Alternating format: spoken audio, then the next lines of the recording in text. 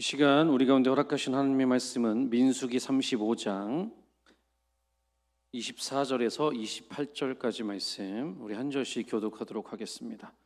민수기 35장 24절에서 28절까지 말씀입니다. 회중이 친 자와 피를 보복하는 자 간에 이 규례대로 판결하여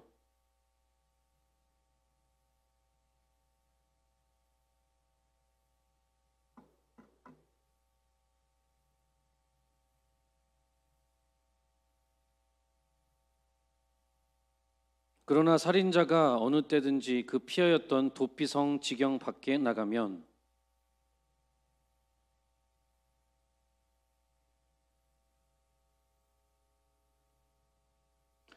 함께 읽겠습니다. 이는 살인자가 대제사장이 죽기까지 그 도피성에 머물러야 할 것임이라.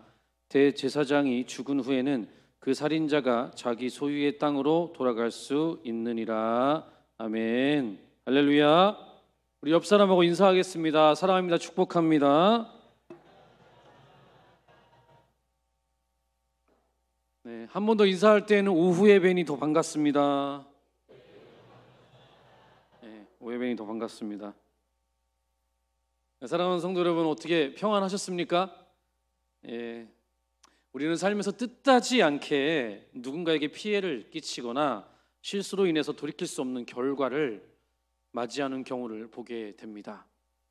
지난 2021년도 1월 19일에 있었던 일인데요. 그 경기도 파주에서 한 젊은 청년이 롱패딩을 입었어요. 입고서 버스를 탔습니다. 그리고 목적지에 도착을 해서 벨을 누르고 뒷문으로 내렸어요. 근데 롱패딩이잖아요. 길어요. 그게 뒷문에 걸렸습니다. 이거 웃을 일 아닌데요? 걸렸다가요, 버스 기사가 걸린 걸 못 봤어요. 그냥 출발했습니다. 결국은 질질 끌려가다가 결국은 사망하게 됩니다. 참 안타까운 일이죠. 의도치 않게 한 사람의 소중한 생명을 잃게 된 것입니다. 또한 미국에서 있었던 일인데요. 어린아이가 집에 있던 부모의 권총으로 장난을 칩니다. 미국은 여러분 아시는 것처럼 총기 소유가 허용된 나라입니다. 총기 사고가 그냥 빵빵 터집니다. 근데 이 아이가 부모님의 권총을 가지고 장난을 쳐요. 근데 권총 안에는 총알이 장전되어 있었습니다. 친구랑 같이 놀았어요. 그러다가 친구한테 장난으로 쏜답시고 쐈는데 결국 친구가 총에 맞아 사망합니다. 아이는 친구를 해칠 의도가 전혀 없었을 것입니다. 하지만 그 실수는 한 생명을 앗아갔고 모두에게 깊은 상처를 남겨주었습니다. 이처럼 우리의 삶에는 의도치 않은 그 실수가 큰 결과를 낳는 경우가 종종 있습니다. 오늘 우리가 함께 나눌 민수기 말씀은요, 바로 이러한 실수에 대한 하나님의 처방을 담고 있습니다. 오늘 본문인 민수기 35장은 이스라엘 백성이 가나안 땅에 들어가 정착할 때 먼저는 레위인들에게 주어질 성읍과 그리고 더불어서 도피성에 대한 규례를 다루고 있습니다. 이스라엘은 광야 생활을 마치고 약속의 땅에 들어가서 새로운 삶을 시작했습니다. 그 땅에는 이미 원주민들이 있었죠. 가나안 족속이 있었고요. 그리고 또한 이스라엘 백성들끼리는 수많은 관계 속에서 얽히고 설키며 살아야 했습니다. 그 과정 속에서 서두에서 말씀드린 것처럼 의도치 않게 누군가를 죽이게 되는 그런 일들이 벌어진다는 것이죠. 예를 들어서 어떤 사람이 도끼를 들고 나무를 하러 갑니다. 친구랑 같이 가요. 도끼를 들고 막 도끼를 치다가 갑자기 의도치 않게 이 쇠붙이가 빠집니다. 빠져서 하필이면 친구의 머리통을 가격합니다. 친구는 결국 죽고 말죠. 전혀 의도치 않은 상황 속에서 이런 비극적인 일이 발생했을 때 피해자와 가해자 모두 참으로 고통스럽고 난감할 수밖에 없는 그러한 상황입니다. 하나님께서는 이러한 인간적인 한계와 우발적인 상황까지도 미리 아시고 배려했던 것입니다. 만약 실수로 사람을 죽인 자가 복수를 당하게 된다면 공동체 내에 또 다른 폭력과 원한이 꼬리에 꼬리를 물고 이어질 것입니다. 또 인류 역사를 보아도 이렇게 복수로 인해서 가슴 아픈 비극이 참 많이 있습니다. 한 가지 예를 들면 미국의 해필드 가문과 맥코이 가문의 복수극은 참 가슴 아픈 일이었습니다. 이게 워낙 유명한 이야기여서요, 영화로도 제작이 됐습니다. 영화도 이렇게 나와 있어요. 뭐 조금 말씀을 드리면 두 가문이 공식적으로 갈등이 격화된 것은 1878년 돼지 도난 사건 때문이었습니다. 맥코이 가문의 가장이 해필드의 가문의 한 사람이 자신의 돼지를 훔쳤다고 고소를 합니다. 그러나 무죄 판결을 받았고 맥코이 가문은 판결이 공정하지 않다고 억울함을 호소합니다. 그 후 여러 폭력 사건이 시작됩니다. 1882년 여기에 화가 나서 계속 마음에 담아있다가 맥코이 가문의 세 아들이 해필드 가문의 앨리슨이라는 사람을 칼로 찌르고 총으로 쏴서 살해합니다. 그러면 여러분, 앨리슨의 가족이 가만히 있겠습니까? 앨리슨의 형이 복수심에 불타서 그 세 명을 납치합니다. 사람들을 사가지고 납치해서 총살시켜버립니다. 1888년에는 새해 첫날에 해필드 가문이 맥코이 가문의 집을 습격합니다. 불을 질러요. 그리고 불을 지른 다음에 그 집의 자녀 2명이 목숨을 잃게 됩니다. 이런 불화는 1891년까지 계속되었으며 수많은 사망자와 부상자를 초래합니다. 이 복수로 인해서 두 가문의 사망자만 정확히는 알 수 없다지만 최소 12명에서 최대 20명 정도가 되었다고 합니다. 결국 법적 조치와 언론의 압력으로 인해서 두 가문은 화해하게 되었습니다. 하나님은 이런 인간의 악함을 잘 알고 계셨습니다. 내가 손해보면 견디지를 못하는 거죠. 똑같이 복수하고 싶은 마음이 우리 안에 든다는 것입니다. 하나님께서는 이러한 무한 복수를 받고 동시에 죄인에게 합당한 처벌을 내리되 실수로 인한 죽음에 대해서는 생명을 보호하고 회복의 기회를 주시려고 했습니다.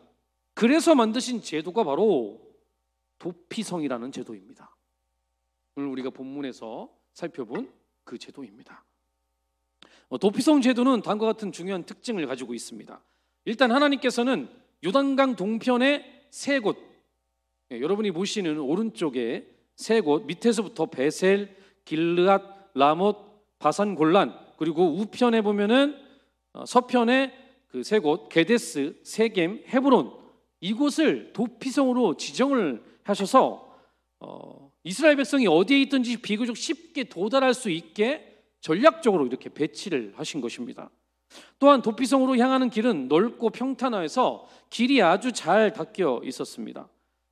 길을 잃지 않도록 이정표가 세워져 있었으며 도피성이라고 크게 잘 쓰여져 있었다고 합니다. 이는 실수로 살인한 자가 지체 없이 안전한 곳으로 피할 수 있도록 배려한 하나님의 마음을 보여주고 있는 것이죠. 그러나 의도적으로 살인한 자들이 이 도피성을 악용할 수도 있지 않겠습니까? 그렇죠? 진짜로 살인해놓고 의도적으로 살인해놓고 도피성으로 피할 수도 있잖아요. 그래서 도피성에 이렇게 도망을 하잖아요. 누군가가 살인을 한 다음에. 그러면 무조건적으로 보호받는 게 아니었습니다. 장로들과 회중 앞에서 사건의 경위를 자세히 설명하고 고의적인 살인인지 아니면 실수로 인한 살인인지 철저히 조사를 받게 했습니다. 그런 다음에 판단하고 그렇게 고의적인 살인으로 판명되면 그는 도피성에서 끌려 나와서 피해자의 가족에게 죽임을 당하기도 했습니다. 그러나 실수로 인한 살인이 인정되면 도피성 안에 머무를 수가 있었던 것이죠. 자, 그렇다면 우리가 여기서 좀 궁금한 게 한 가지 있죠. 아니 목사님, 그러면 언제까지 도피성이 있어야 되나요? 이거 궁금하지 않습니까? 실수로 누군가를 죽였을 때 언제까지 도피성에 머물러 있을 수 있을까요? 언제 자유의 몸이 될 수 있을까요? 우리 한번 보겠습니다. 이 부분이 매우 중요한데요. 28절 말씀 같이 한번 읽어보겠습니다. 시작. 이는 살인자가 대제사장이 죽기까지 그 도피성에 머물러야 할 것임이라. 대제사장이 죽은 후에는 그 살인자가 자기 소유의 땅으로 돌아갈 수 있느니라. 아멘. 언제라고요? 그렇죠. 예, 맞습니다. 대제사장이 죽은 후에야 비로소 도피성 밖으로 나와 고향으로 돌아갈 수 있었습니다. 이 참 이상한 논리죠, 그렇죠? 왜 이렇게 만들었을까요? 오늘날로 말하면 어떤 사람이 실수로 누군가를 죽였으면 특별 보호구역에 그 사람을 이렇게 피해 놓게 하는데, 판결한 판사가 죽어야 비로소 그 사람이 그곳에서 나와서 자유를 누릴 수 있다, 뭐 이런 법이 발의가 된다면 아마 난리가 날 겁니다. 이게 말이 되냐? 이게 무슨 논리냐? 그러면서 국민청원에 바로 들어가겠죠. 도대체 대제사장하고 실수로 살인한 자가 도피성에서 나오는 것과 무슨 관계가 있을까요? 하나님께서는 왜 이런 이상한 율법을 만드신 걸까요? 사랑하는 성도 여러분, 이 도피성 제도는 구약의 단순한 율법이 아닙니다. 이것은 영적인 깊은 의미를 담고 있는 비유입니다. 일단 도피성은 우리가 살아가는 이 세상을 비유적으로 표현한 것이라고 저는 봅니다. 그리고 실수로 사람을 죽인 자는 바로 우리 인간들을 의미합니다. 우리 표를 한번 보겠습니다. 도피성의 역사와 그리고 예수 그리스도의 구속사에 대해서 한번 제가 비교를 해봤습니다. 일단 범법행위는 뭐죠? 도피성의 역사는 실수로 살인하는 것이 바로 범법행위였죠. 그리고 구속사는 불순종으로, 하나님께 불순종으로 선악과를 따먹은 것입니다. 피할 곳은 도피성의 역사는 도피성으로 들어가는 것이고요, 구속사는 세상으로 들어가는 것입니다. 그리고 죄사함은 대제사장의 죽음, 대제사장이 죽을 때 사함을 받고 자유를 얻게 되죠. 마찬가지로 구속사에서는 예수 그리스도의 죽음으로 우리가 자유를 얻게 됩니다. 결과는 고향 땅으로 돌아와서 자유인이 되고 우리는 진정한 자유를 얻고 죄를 용서받고 천국 백성이 됩니다. 자, 그러면 이 두 역사에서 한 가지가 좀 달라요. 여러분, 뭐가 다릅니까? 조금 다른 게 있어요. 다시 한번 표 보여주세요. 어떤 게 다르죠? 첫 번째 부분이 달라요. 도피성은 실수로 살인을 했을 때 가는 곳이죠. 그런데 우리는 하나님 앞에 실수로 죄를 지은 것이 아닙니다. 우리는 의도적으로 하나님 말씀을 거역하고 선악과를 따먹고 사탄을 따라간 그런 존재라는 것이 다릅니다. 결코 실수가 아니라는 것이에요. 완전히 다릅니다. 그런데 왜 하나님은 도피성의 역사를 마치 예수 그리스도의 구속사와 비슷하게 틀을 만드신 걸까요? 왜 대제사장이 죽었을 때 죄를 지은 사람이 고향으로 돌아오도록 마치 예수 그리스도께서 우리를 위해 죽으셨을 때 우리가 자유함을 얻는 것처럼 왜 같은 형식으로 만드신 것일까요? 사실 이 율법은요, 논리적으로도 별로 정교하지 않습니다. 치밀하지도 않아요. 그 약점이 있습니다. 뭐 예를 들어서 만약에 어떤 사람이 실수로 사람을 죽였어요.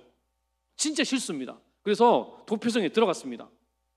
그런데 당시에 대제사장이 많이 늙었어요. 오늘 내일 합니다. 그러다가 하루 만에 죽었어요. 그러면 자, 살인한 사람은 바로 자유인이 되는 겁니다. 실수로 죽임당한 그 고인의 유가족들은 아직 상처가 아물지도 않았는데 바로 그 살인자를 마주해야 되는 것이죠.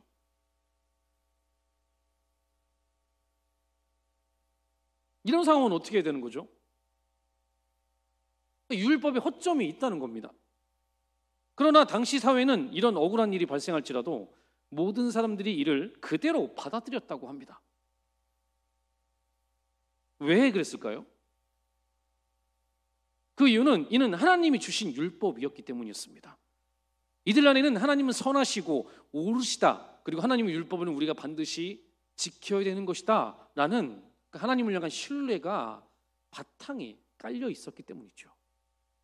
그래서 아무리 내가 억울하고 가슴이 먹먹하고 너무나 힘이 들지라도 하나님의 율법이다 생각하고 받아들였다는 것이죠. 그러나 오류가 있는 것은 어쩔 수 없습니다. 오류는 오류죠. 그런 상황 속에서 사람이 상처받는 것, 그것은 어쩔 수가 없다는 것이죠. 하나님은 이런 오류가 있는 도피성 율법을 왜 예수 그리스도의 구속사와 유사하게 만든 걸까요? 저는 이 말씀을 묵상하면서 그렇게 느꼈어요. 그 자녀가 어떤 범죄를 저지르면 부모들이 이렇게 말합니까? 우리 아들은 원래 못된 놈이에요. 그래가지고 그냥 사형시키세요. 그래서 쌉니다. 이렇게 말하나요?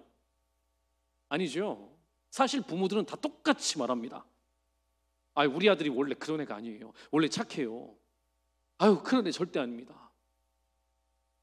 근데 친구 잘못 사귀어서 그래요. 세상이 나쁜 거예요. 부모들은 다 그렇게 말합니다. 그렇죠? 저는 같은 느낌을 받았어요. 우리의 부모이신 하나님께서도 같은 마음으로 사랑하는 자녀들이 의도적으로 하나님을 불순종했어도, 하나님이 아닌 사탄의 말을 따라갔어도 하나님은 우리의 범죄를 실수라고 보시는 것 같은 그런 느낌을 받았어요. 저는. 얘들아, 나는 너희의 죄가 실수가 아닌 의도라는 것을 잘 알고 있어. 하지만 나는 너희들의 죄를 실수라고 보고 싶다. 실수는 뉘우치고 다시 잘하면 되는 거잖아. 그러니 도피성 같은 세상 속에서 회개하고 내게 다시 돌아오라 라고 말씀하시는 것 같았습니다. 여러분, 왜 이게 그런 마음이 들었냐면요, 여러분 생각해 보세요. 창조주가 피조물을 만들었는데 자기를 따라오지 않고 자기를 거역하고 거스르고 대적하는 사탄을 따라가요. 사탄 말을 더 들어요. 그러면 창조주 입장에서는 그냥 죽이면 끝입니다. 피조물 죽이고 그냥 멸망시키고 사탄도 죽여버리면 끝나는 거예요. 그렇죠? 그러면 됩니다. 뭐 문제 없어요. 창조주니까요. 그런데 하나님은 참으시는 거예요. 그리고 야, 너희들 실수한 거라고 봐, 내가. 너희들 내가 바로 죽이지 않고 도피성 같은 세상 속에서 뉘우치면서 다시 나에게 돌아와라. 그리고 내가 대제사장, 영원한 대제사장인 예수 그리스도를 너희들의 죄를 다 전가시켜서 죽게 할게. 그때 너희들은 비로소 자유케 될 거야. 이렇게 말씀하시는 거죠. 여러분, 이게 바로 하나님의 마음입니다. 우리가 의도적으로 하나님보다 더 높이 되고 싶어서 하나님을 거스리고 패역했음에도 불구하고 우리의 죄를 실수로 여기고 독생자까지 보내셔서 그를 희생시키고 우리 가운데 영원한 자유를 허락하시는 그 하나님의 마음, 그 하나님의 마음이 담겨 있는 것이 바로 이 도피성의 율법입니다.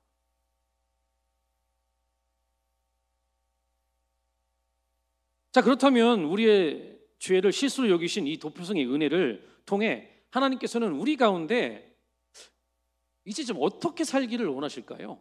이게 중요하겠죠? 두 가지만 좀 우리가 살펴보겠습니다. 첫 번째, 따라하겠습니다. 도피성에서 나와라. 하나님께서는요, 우리가 도피성에서 나오기를 원하십니다.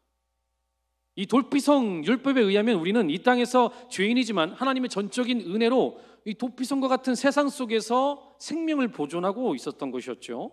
그리고 대제사장이신 예수께서 죽으셨습니다. 우리는 그분을 믿음으로 이제 죄를 씻음받아 고향으로 돌아갈 수 있게 되었습니다. 우리의 본향인 천국 백성이 된 것이죠. 로마서 8장 1절 2절 말씀을 같이 한번 보겠습니다. 자, 시작. 그러므로 이제 그리스도 예수 안에 있는 자에게는 결코 정죄함이 없나니 이는 그리스도 예수 안에 있는 생명의 성령의 법이 죄와 사망의 법에서 너를 해방하였음이라. 아멘. 분명히 말씀하고 계십니다. 죄와 사망의 법에서 우리를 완전히 예수 그리스도의 은혜로 해방시켜 주셨다라고 말씀하고 있습니다. 우리의 고향 하나님 나라입니다. 따라서 우리는 이 세상, 도피성과 같은 이 세상에서 나와서 하나님 나라에서 사는 하나님의 백성이 된 것이죠. 그런데 하나님 나라 백성인데 아직도 도피성에 남아있는 것처럼 살면 안 되겠죠. 그런데 그렇게 사는 사람들이 있다는 것입니다. 우리가 분명 말로는 예수 믿습니다. 그러면서 하나님 나라에서 사는 것이 아니라 그냥 이 땅의 풍조를 따라서 이 세상에서 먹고 마시며 즐기며 나의 꿈과 나의 욕망만을 위해서 사는 우리의 모습이 있다는 것이죠. 그것은 아직 도피성에서 나오지 않은 것입니다. 하나님은 우리 가운데 분명히 원하십니다. 야, 대제사장 죽었어. 나의 독생자 이미 죽었다. 그런데 너희들은 왜 도피성에 있니? 너 거기서 뭐하니? 대제사장이 너를 위해 죽은 거 믿지 못하는 거야? 하나님은 우리 가운데 그렇게 말씀하고 계십니다. 여러분들은 지금 어디에 살고 계십니까? 도피성에서 살고 계십니까? 아니면 하나님 나라 백성으로서 천국을 경험하며 살고 계십니까? 우리 자신을 돌아보기를 원합니다. 그래서 우리가 이 땅에서 하나님 나라 백성답게 거룩하게 성결하게 살아야 하는 것입니다.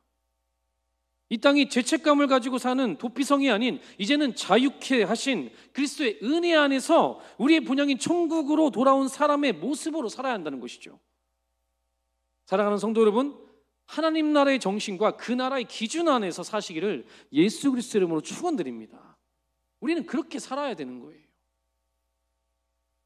비록 우리가 이 땅에 살고 있지만 우리의 사는 모습은 하나님 나라 백성처럼 살아야 된다는 거예요. 그게 바로 진짜 도피성에서 나온 자유를 얻은 하나님 나라의 백성인 것이죠. 우리 옆 사람하고 인사하겠습니다. 도피성에서 나옵시다. 도피성에서 나오십시오. 한 번 더 인사할 때는 하나님 나라에서 삽시다. 이렇게 인사하겠습니다. 하나님 나라에서 삽시다. 우리는 하나님 나라 백성입니다. 자, 두 번째 메시지는요, 사람들이 도피성에서 나오도록 도와주라입니다. 우리는 우리만 나오는 것이 아니라 사람들이 나올 수 있도록 도와줘야 되는 거예요. 주위를 둘러보십시오. 아직도 도피성과 같은 이 세상에서 머물러 있는 사람들이 너무나 많습니다. 분명 대제사장이 죽었다는 소식이 들려왔고 온 세상에 이미 퍼졌습니다. 여러분, 예수께서 죽으시고 부활하신 소식이 안 퍼진 데가 있나요? 거의 다 퍼졌습니다. 그러나 사람들이 그 사실을 믿지 못해서 도피성에 머물고 있고 고향으로 돌아가지 못하고 있는 것이죠.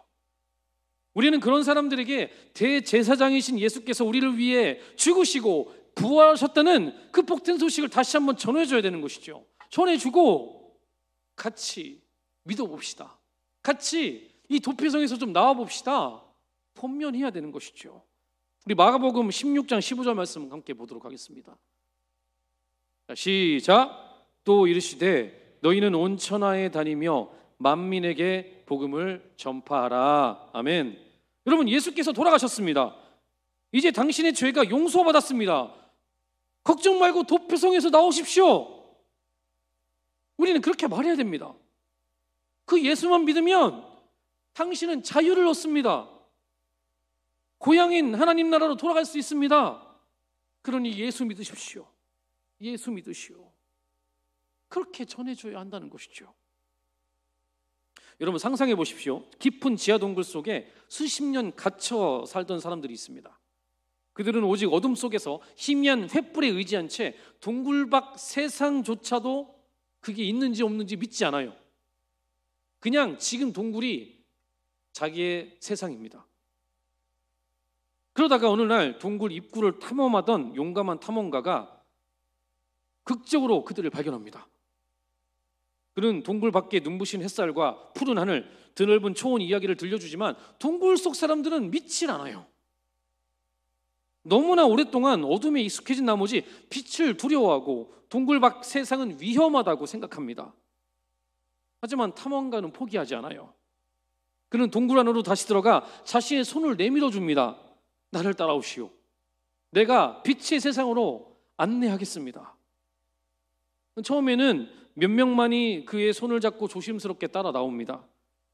그리고 마침내 눈부실 햇살 아래 발을 딛는 순간 그들의 삶은 완전히 뒤바뀌는 것이죠.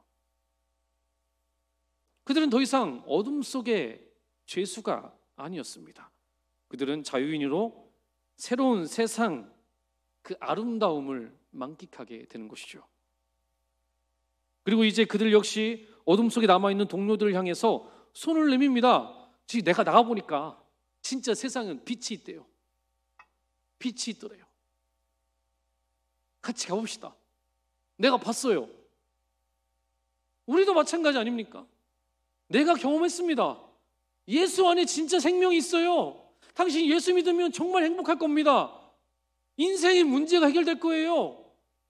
그러니까 내가 본 빛의 세상으로, 빛의 하늘나라로 같이 갑시다. 우리가 이렇게 권면해야겠죠. 전해줘야겠죠. 그 생명을 본 자로서, 하나님 나라를 사는 자로서 그 하나님의 나라의 실존을 그들 가운데 전해줘야 하는 것이죠.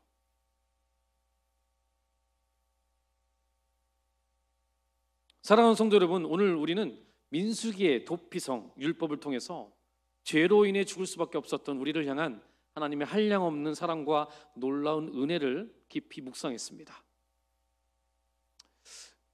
가장 큰 핵심은 그거였죠. 하나님은 우리의 죄를 실수라 여기지 않으시고, 실수라 여기셨죠. 의도라고 여기지 않으시고 실수라 여겨주셨습니다.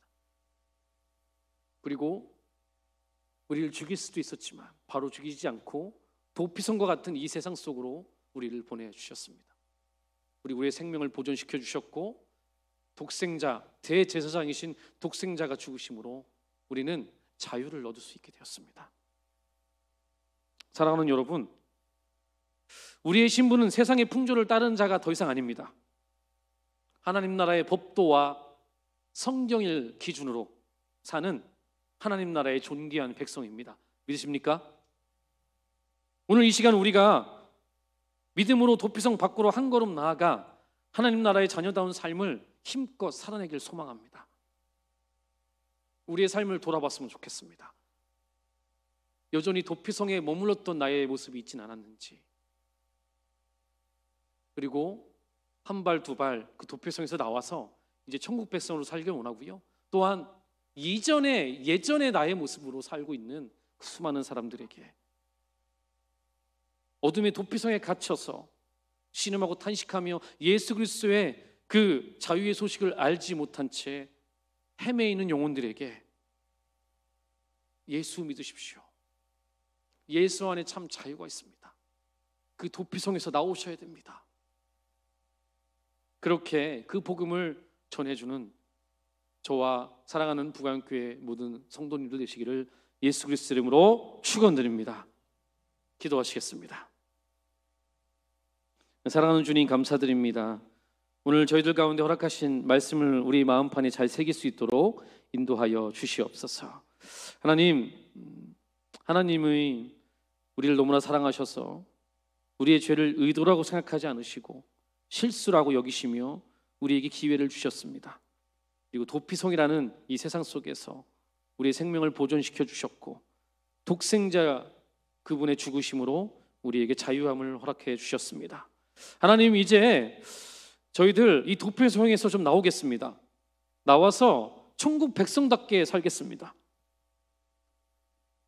그리고 아직도 도피성에 머물러 있는 사람들에게